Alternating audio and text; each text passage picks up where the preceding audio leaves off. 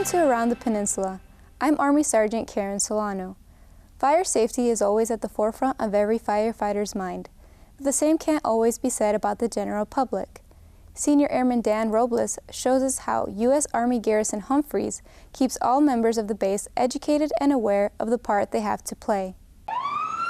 Readiness is key to preventing fires. That's why the firefighters of U.S. Army Garrison Humphreys train during a fire drill at Central Elementary School. Usually we do this during the summertime when school isn't in, so now they get to train and work around the students as they're actually evacuating the building and instead of just responding with nobody inside the building. The drill is part of training for Fire Prevention Week. Students got to see firefighters in action and learn ways to be fire safe.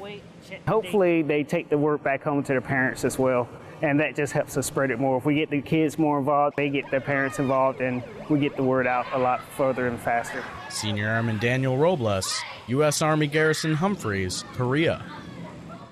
Fire Prevention Week has been recognized since 1922 on the anniversary of the Great Chicago Fire as a way to educate the public on fire prevention. Every football game is important, but this one game has a lot at stake. Army Sergeant Alon Humphrey attends the homecoming game between Daegu and Humphreys High Schools, and the winning team will represent Korea in the Far East Division II Championship. With the kickoff, Daegu and Humphreys High School starts the first quarter of Daegu's homecoming game. With more people than usual, cheering sounds echoed much louder than before.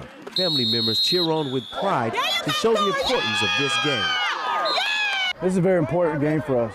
This was a deciding game for the rest of our season. Winning this game ensures a spot in Far East. The Humphreys High School Blackhawks take the first lead, but the Daegu High School Warriors come back to tie the game. As both teams fight for their shot at victory, the clock expires, leaving it a tied game. We want to be the champs all day. I mean, you can't ask for anything better out of these boys. They give it their all, hard work, practice, teamwork. Going into overtime, Daegu and Humphreys High Schools take an opportunity to score for the win.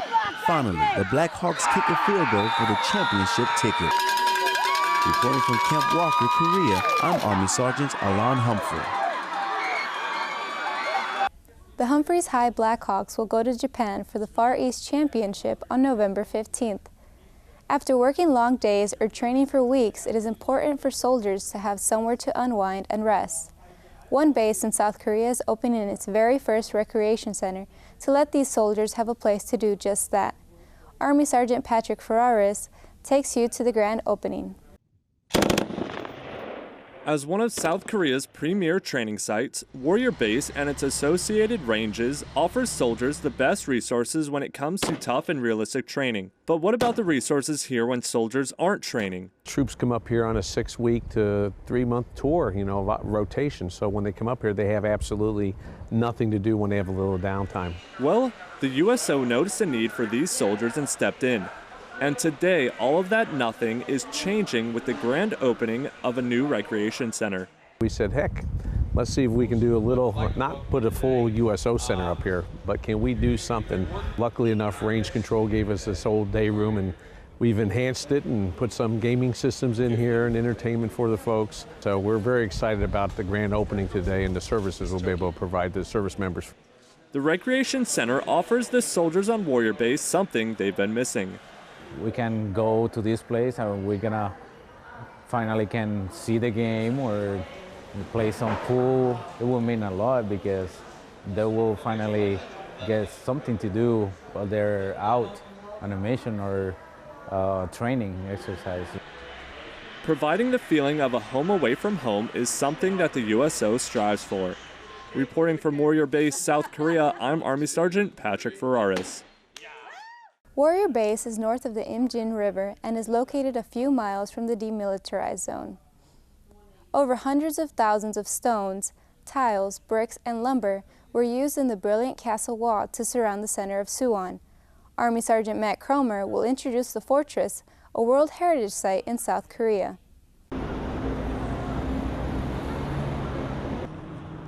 Suwon Hwasong Fortress was constructed in the 18th century by King Jongjo in the Joseon dynasty.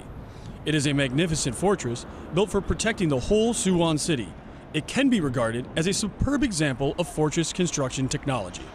These walls have stayed intact almost to its original form for over 200 years. And on these walls are things called flutes. The flutes were used to pour hot water on enemy soldiers who were climbing the wall. Also, the river still flows through the Watergate, and the road network is still used as an important part of the current Suwon city. Army Sergeant Matt Cromer, Suwon, Korea. During the Japanese occupation era and Korean War, a lot of the Hwasong Fortress was destroyed, but 20 years ago it was restored and currently exists in good condition. Not only can you walk around the Hwasong Fortress, but there are many activities to do, such as fighting with wooden swords. Senior Airman Braden Anderson takes us on a trip to find out how. Can you ask me if I can join in? Located 38 kilometers north of U.S. Army Garrison Humphreys is a special place that gives visitors a chance to experience the Millennium War history of mankind without gunpowder. In Yeonmu, the art of traditional Korean swordsmanship is still alive. Sword fighters young and old alike have the opportunity to try their hand with the sword. We are always open to any people visiting here, so citizens of Suwon City just come here in the morning and practice with his swords and spears for their healthy and stronger life. And kids are learning for this as a replacement of Taekwondo. Lee's family are descendants of the King's Guard from the Joseon dynasty, and he is continuing the martial arts of King's Guard. Senior Airman Braden Anderson, Yeonmu, Korea. This place is called Yeonmu, which means practicing martial arts in Korea. In the Republic of Korea, Katusa soldiers work closely with the U.S. Army, but it's not just the Katusas who benefit from this alliance. Senior Airman Emily Kuntz tells us about a ROK sergeant who has a few things to share with soldiers. Katusas have been a part of the 8th Army's presence on the Korean Peninsula since 1950. While assigned to the Army, Katusas train often to maintain a strong combined defense capability with the U.S. While military service is mandatory for young Korean men, some choose to join as soon as they can and serve longer than they're required. One of my comrades' brothers was in ROK Army Special Forces. At that time, we just stopped by the 11th Special Forces Brigade, and then he just, jumped out of the plane and then touched down at the ground right in front of us. It was so much, kind of impressed for us. So, and right after that, I just joined the ROK Army Special Forces as soon as I finished my, high school. And then right now, the Army is my life. Ever since watching his brother touch down that day, Sergeant Major Moon has dedicated himself to being the best. He has trained with Army Special Forces, earned his U.S. Army Airborne, Jumpmaster, and Halo badges. He also proudly wears a ROK Army Drill Sergeant badge, as well as his U.S. Marine Drill Instructor badge.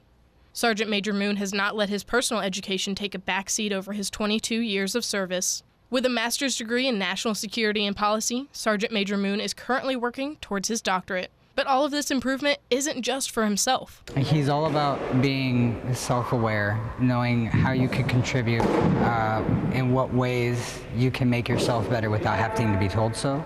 He's a person of amazing character and unsurpassed leadership potential. I've never seen somebody go out of his way to help soldiers and the Katusas as well the way that he does.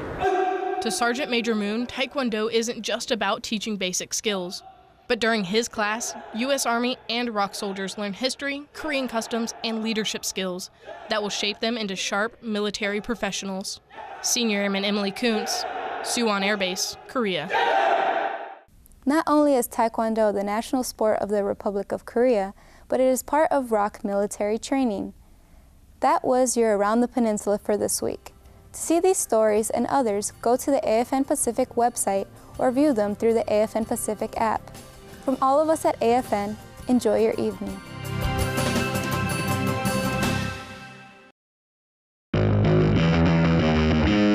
Every time I go to the gym, I always put my headphones on and listen to my favorite songs. Music keeps me motivated and helps me focus on my favorite workout.